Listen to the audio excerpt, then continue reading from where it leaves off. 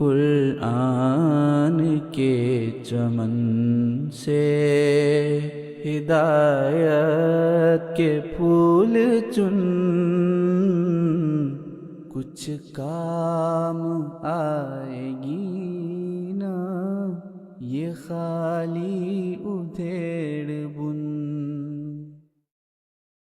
اشہد ان لا الہ الا اللہ وحدہ لا شریک لہ واشہد ان محمدا عبدہ ورسولہ، اما بعد فاعوذ باللہ من الشیطان الرجیم، بسم اللہ الرحمن الرحیم، الحمد للہ رب العالمین، الرحمن الرحیم، مالک یوم الدین، ایاک نعبد و ایاک نستعین، اہدنا الصراط المستقیم صراط الذین انعمت علیہم غیر المغضوب علیہم ولا الضالین،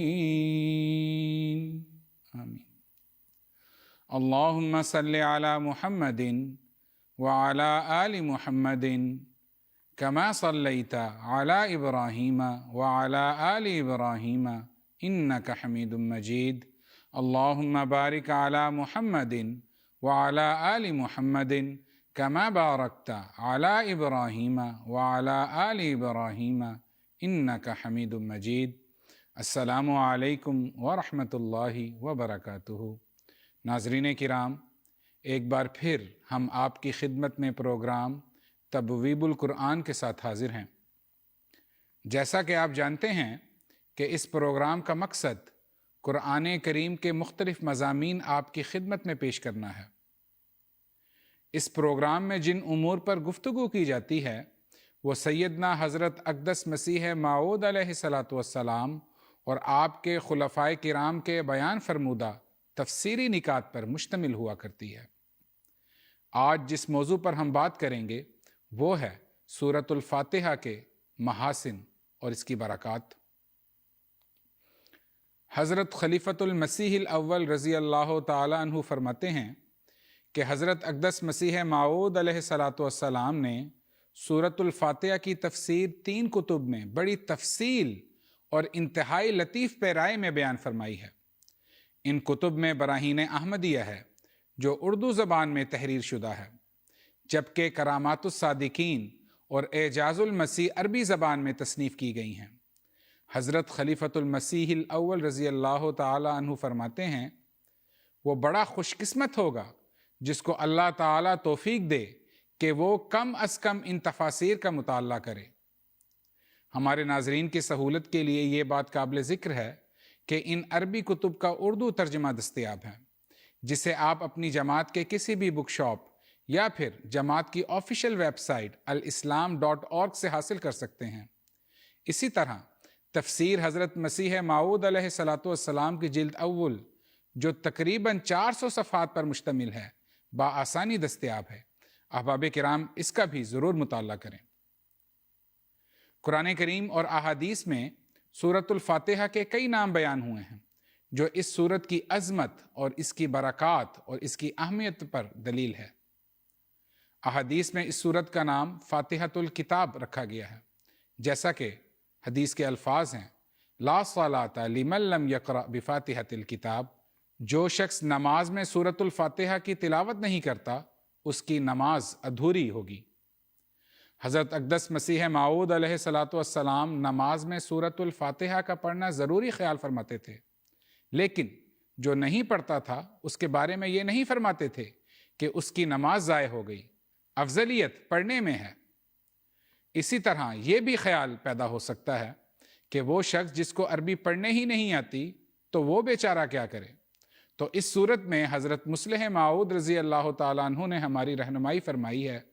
آپ فرماتے ہیں نو مسلم جس نے ابھی نماز نہیں سیکھی یا بچہ ہو جسے ابھی قرآن نہیں آتا تو اس کی نماز فقط تسبیح و تکبیر سے ہو جائے گی، خواہ وہ قرآن کریم کا کوئی حصہ بھی نہ پڑھے، سورۃ الفاتحہ بھی نہ پڑھے۔ اسی طرح اس سورت کے دیگر ناموں میں सूरत अल-हम्द भी इसका एक नाम बयान हुआ है, क्योंकि सूरत का आगाज बिस्मिल्लाह के बाद अल्हम्दुलिल्लाह से हुआ है। ऐसा ही कुरान करीम में इसे सबआ मसानी कहा गया है, जैसा कि फरमाया वलक़द आतैनाका सबअम मिनल मसानी, यानी और यकीनन हमने तुझे 7 बार बार दोहराई जाने वाली आयात अता फरमाई हैं।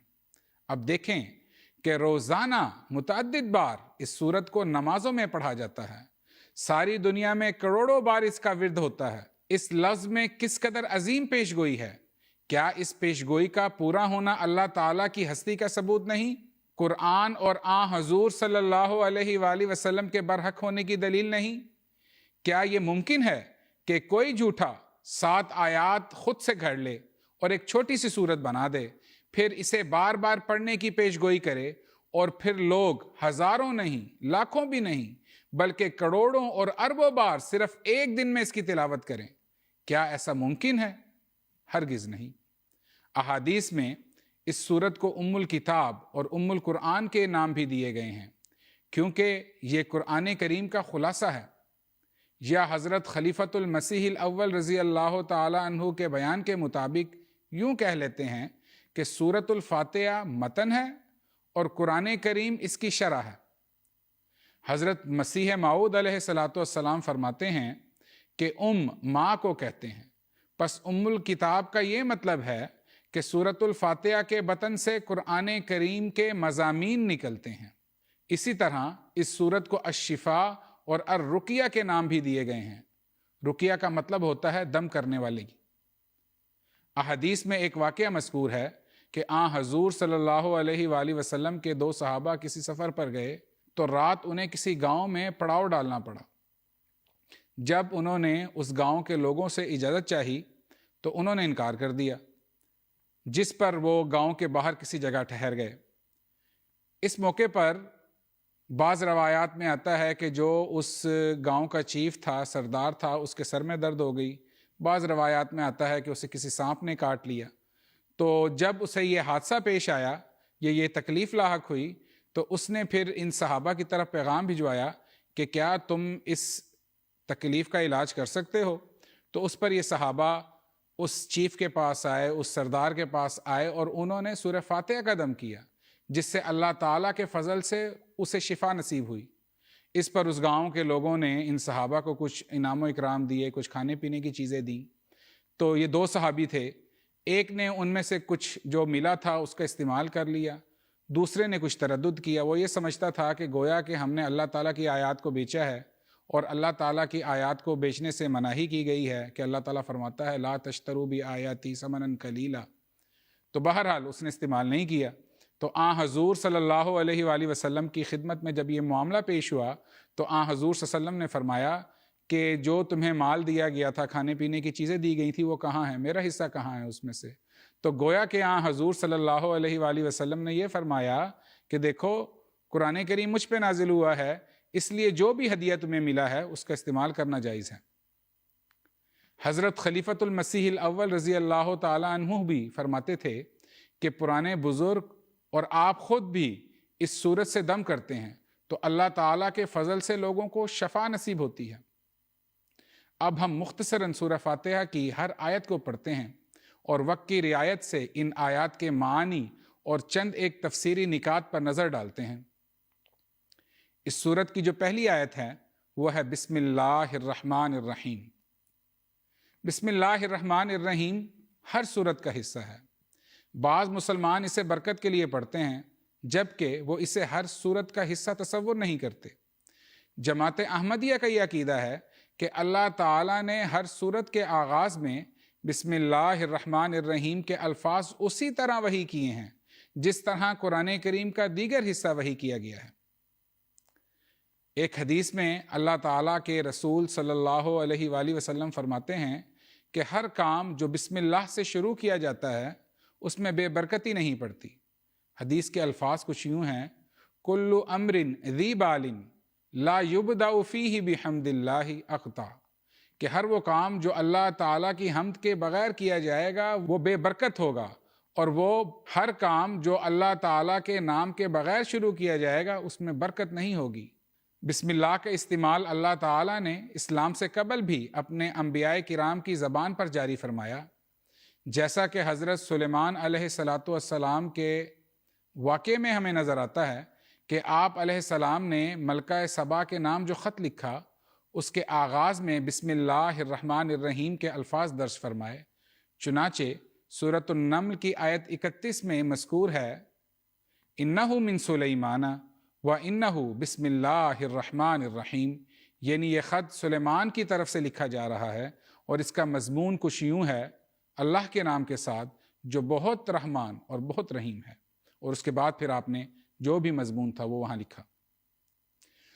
حضور صلی اللہ علیہ وآلہ وسلم اور اسلام کی آمد سے پہلے ہی بسم اللہ الرحمن الرحیم کا استعمال دراصل حضور صلی اللہ علیہ وآلہ وسلم کی صداقت کی دلیل ہے، کیونکہ عہد نامہ قدیم میں حضرت موسیٰ علیہ السلام کی آپ صلی اللہ علیہ وآلہ وسلم کے حق میں ایک پیشگوئی درج ہے، جس میں آپ علیہ السلام فرماتے ہیں، میں ان کے لیے انہی کے بھائیوں میں سے تیری مانند ایک نبی برپا کروں گا اور اپنا کلام اس کے منہ میں ڈالوں گا، اور جو کچھ میں اسے حکم دوں گا وہی وہ ان سے کہے گا، اور جو کوئی میری ان باتوں کو جن کو وہ میرا نام لے کر کہے گا نہ سنے تو میں ان کا حساب اس سے لوں گا۔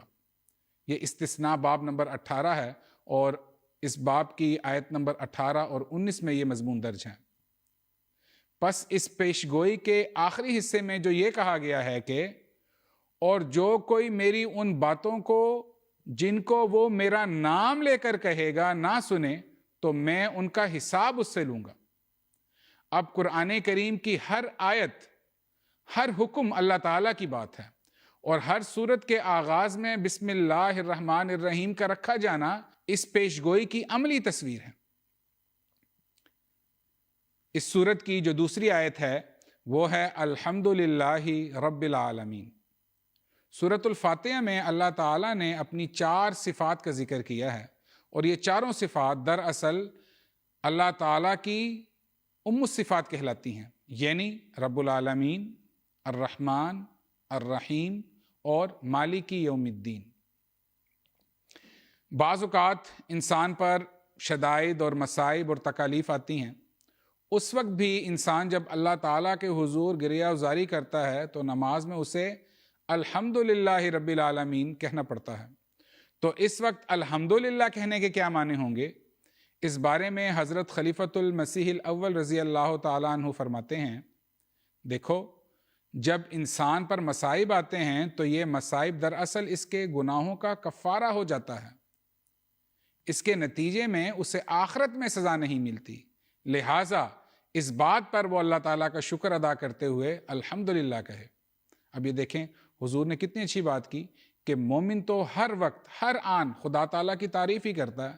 پھر حضور نے اس کی ایک اور توجہ یہ بیان کی کہ یہ بھی ممکن تھا کہ جو تکالیف اور مصائب اس کو درپیش ہوئی ہیں اس سے بھی زیادہ مشکل تکالیف اور مصائب اسے آ پہنچتے، تو الحمدللہ اس لیے کہا گیا ہے کہ اللہ تعالیٰ کا شکر ادا کرے کہ کم درجے کا ابتلا اسے پیش آیا۔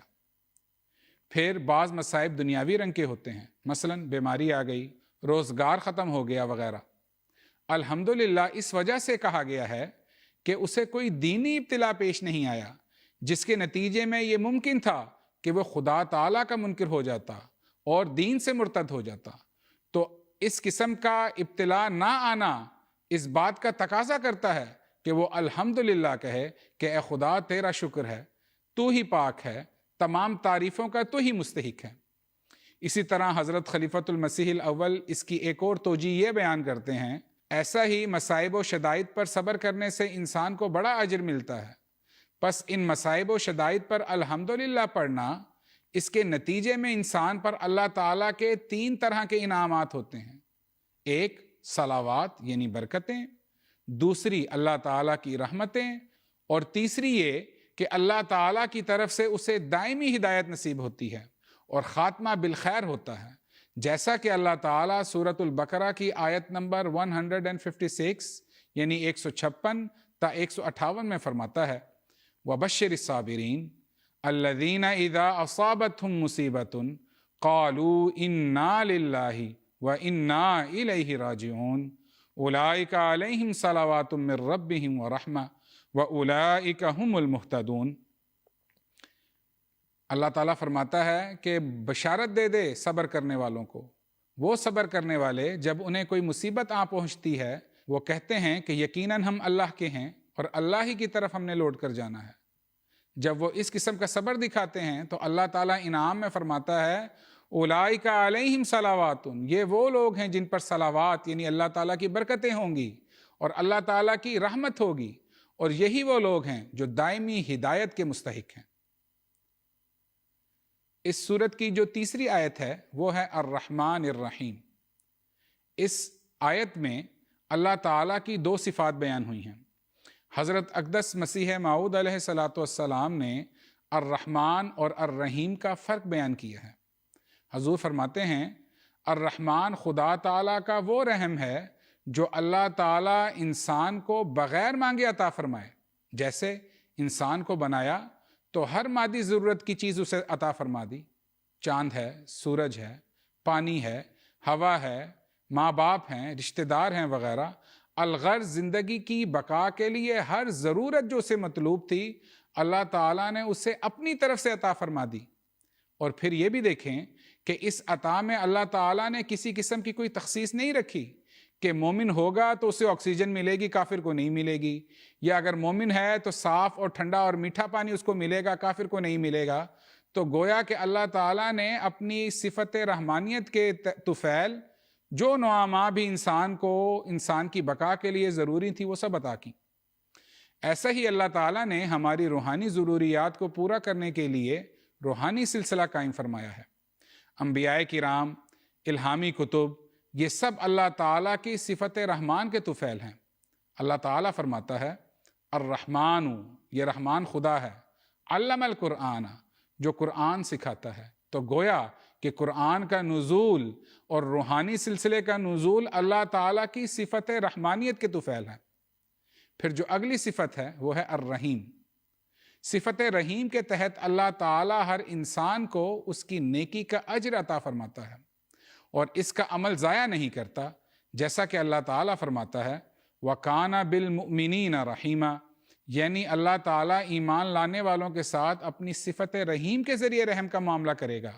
اور اللہ تعالیٰ کا ایک عظیم الشان رحم یہ ہے کہ وہ مومنوں کو اپنے کلام و الہام سے نوازتا ہے۔ اس بارے میں حضرت مسیح موعود علیہ السلام فرماتے ہیں خدا تعالیٰ کا مکالمہ و مخاطبہ کا شرف نصیب ہونا بھی اللہ تعالیٰ کی صفت رحیم کی وجہ سے ہے۔ اس سورت کی جو چوتھی آیت ہے وہ ہے مالکی یوم الدین۔ مالکی یوم الدین میں اس طرف اشارہ ہے کہ اللہ تعالیٰ انسان کو بامراد کرتا ہے۔ ایسا نہیں ہے کہ انسان محنت تو کرے لیکن تو اسے اس کی محنت کا مناسب حال پھل نہ ملے۔ حضرت مسیح موعود علیہ السلام نے اس کی مثال یوں دی ہے کہ دنیا میں اگر کوئی انسان محنت کر کے ڈگری حاصل کر لے تو بھی یہ ضروری نہیں کہ اس کو اس کی ڈگری کے حساب سے کوئی مناسب حال نوکری بھی مل جائے، مگر اللہ تعالیٰ ایسا نہیں ہے، وہ انسان کو اس کی محنت کا صلہ ضرور دیتا ہے، یہ صلہ ہر دو جہانوں میں اسے ملتا ہے۔ دیکھیں صحابہ تھے، انہیں دنیا میں جو اجر ملا اس کی کیا ہی خوبصورت مثال ہے کہ اللہ تعالیٰ نے اس دور کی جو سپر پاورز تھیں یعنی کیسر و کسریٰ کے محلات کی چابیاں کنجیاں انہیں عطا کر دیں، اور کیسر و کسریٰ کی جگہ اللہ تعالیٰ نے صحابہ رضوان اللہ علیہم کو دنیا کا حکمران بنا دیا۔ حضرت ابو ہریرہ رضی اللہ تعالیٰ عنہ کا ایک واقعہ روایات میں ملتا ہے کہ وہ ان رومالوں میں تھوکتے تھے اور کہتے جاتے تھے بخے بخے یا ابو ہریرہ، کہ دیکھو کیا دور آ گیا ہے کہ کبھی تو یہ حالت تھی کہ فاقہ کشی سے برا حال ہو جایا کرتا تھا، اور اب اللہ تعالیٰ نے کیسی کیسی نعمتیں عطا کی ہیں۔ بس یہ تو دنیاوی انعامات تھے جو انہیں ملے، اور جو وعدے اللہ تعالیٰ نے آخرت میں ان سے کیے ہوئے ہیں ان کی حیثیت ان دنیاوی انعاموں کے مقابل پر ایک ذرے کی بھی نہیں ہے۔ اس سورت کی جو 5ویں آیت ہے وہ ہے ایاک نعبد و ایاک نستعین۔ اس آیت کی تفسیر کرتے ہوئے حضرت مسیح موعود علیہ السلام فرماتے ہیں مومن جب ایاکا نعبدو کہتا ہے کہ ہم تیری ہی عبادت کرتے ہیں تو مان اس کے دل میں گزرتا ہے کہ میں کیا چیز ہوں جو اللہ کی عبادت کروں جب تک اس کا فضل اور کرم نہ ہو۔ اس لیے مان کہتا ہے کہ ایاکا نستعین، مدد بھی تجھ ہی سے چاہتے ہیں، یعنی اللہ تعالیٰ کی عبادت بھی اس کی عطا کردہ مدد کے بغیر نہیں ہو سکتی۔ اس لیے وہ لوگ جنہیں نماز میں حضور قلب نصیب نہیں ہوتا وہ بار بار ان الفاظ کا تکرار کریں، کیونکہ عبادت کی طاقت بھی اللہ تعالیٰ ہی عطا کرتا ہے۔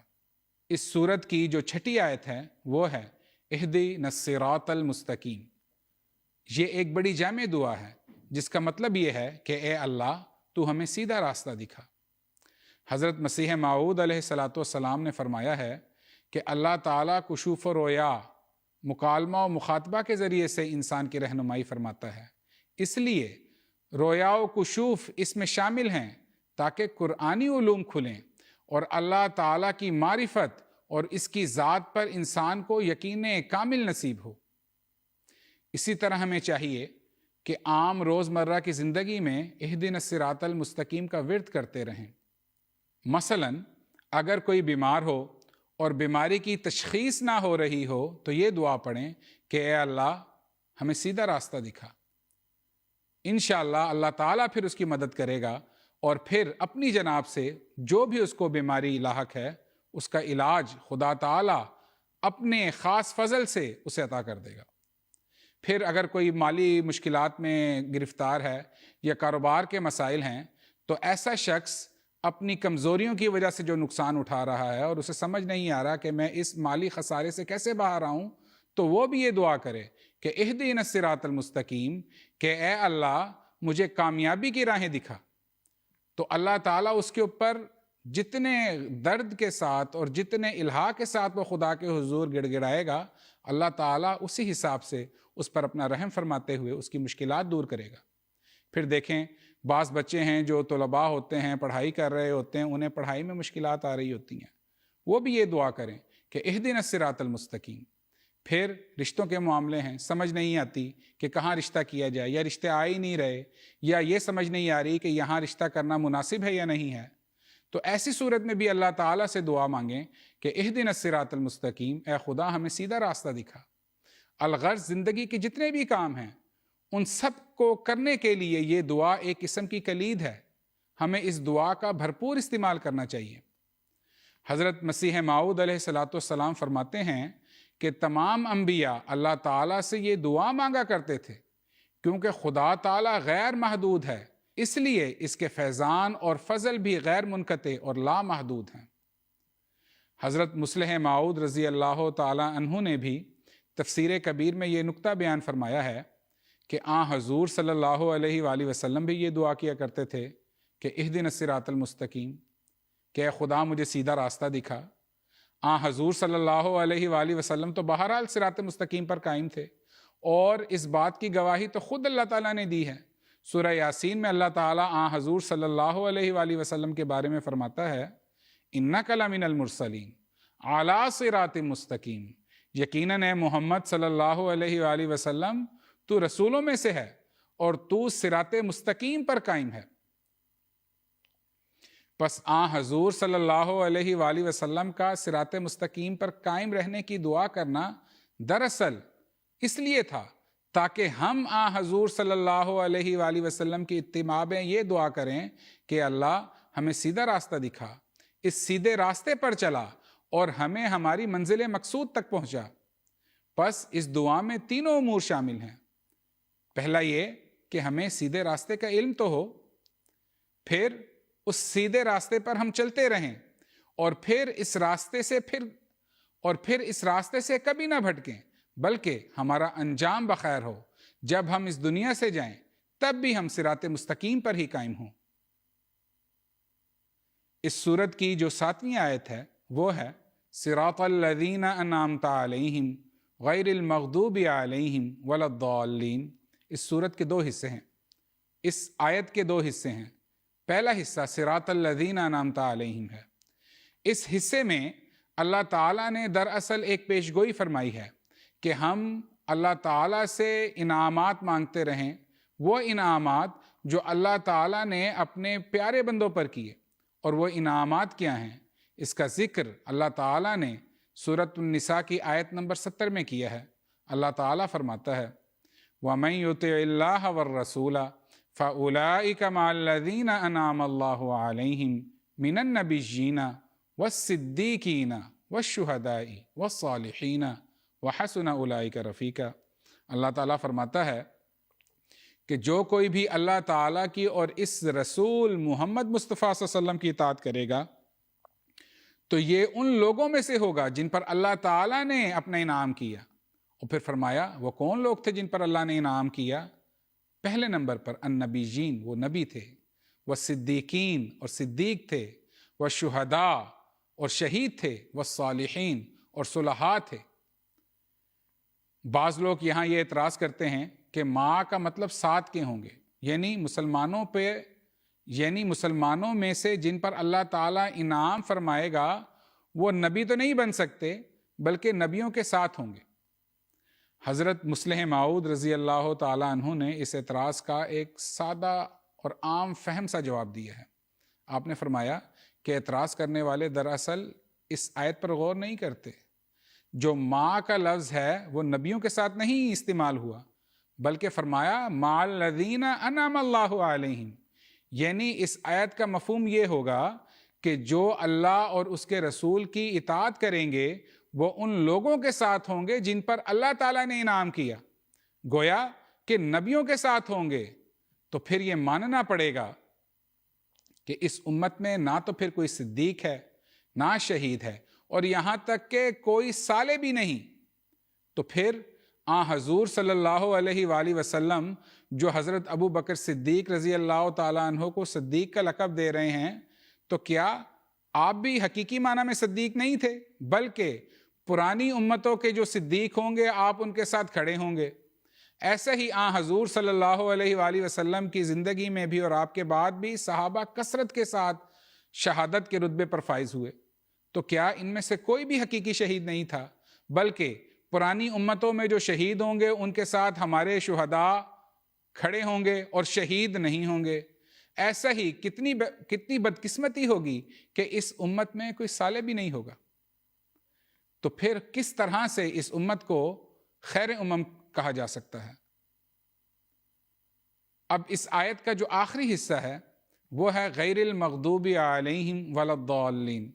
احادیث میں حضور صلی اللہ علیہ وآلہ وسلم نے بیان فرمایا ہے کہ مغضوب علیہم سے مراد یہود ہیں اور الضالین سے مراد عیسائی ہیں، یعنی ہمیں یہ دعا کرنی چاہیے کہ اے اللہ ہمیں یہود اور عیسائیوں کی طرح نہ بنا دینا۔ دراصل اس حصے میں یہ پیش گوئی ہے کہ مسلمانوں میں سے بعض حضرت مسیح موعود علیہ السلام کی مخالفت کریں گے، جیسا کہ یہود نے حضرت مسیح ناصری علیہ السلام کی مخالفت کی، جس کے نتیجے میں یہ مسلمان یہود کے مشابہ ہو کر مغضوب علیہم بن جائیں گے اور اللہ تعالیٰ کے غضب کے مورد ہوں گے۔ اور الضالین میں یہ پیش گوئی ہے کہ حضرت مسیح موعود علیہ السلام کے دور میں عیسائیت کا غلبہ ہوگا اور مسیح موعود علیہ السلام بطور کاسر صلیبی نے شکست دیں گے۔ ناظرین کرام، سورہ فاتحہ کے محاسن اور اس کی برکات تو لامتناہی ہیں، ان کا احاطہ کرنا انسانی طاقت سے باہر ہے۔ ہمارا اس پروگرام کا مقصد یہی ہے کہ آپ کے سامنے قرآن کریم کے مطالب پیش کیے جائیں اور اس روحانی مائدے سے چند لقمے آپ کو چکھائے جائیں تاکہ آپ خود قرآن کریم کی ان تفاسیر کا مطالعہ کریں اور اس لذت سے خود محظوظ ہوں۔ اللہ کرے کہ ہم سب قرآن کریم پر تدبر اور تفکر کرتے ہوئے اپنی زندگیاں قرآنی تعلیمات کے اوپر عمل کرنے میں گزاریں۔ اللہ تعالی ہمیں اس کی توفیق دے، آمین ثم آمین۔ اسی کے ساتھ ہمارے پروگرام کا وقت ختم ہوا چاہتا ہے، تب تک کے لیے اجازت دیجیے۔ اللہ حافظ۔ السلام علیکم ورحمۃ اللہ وبرکاتہ۔ قرآن کے چمن سے ہدایت کے پھول چن، کچھ کام آئے گی نا یہ خالی ادھیڑ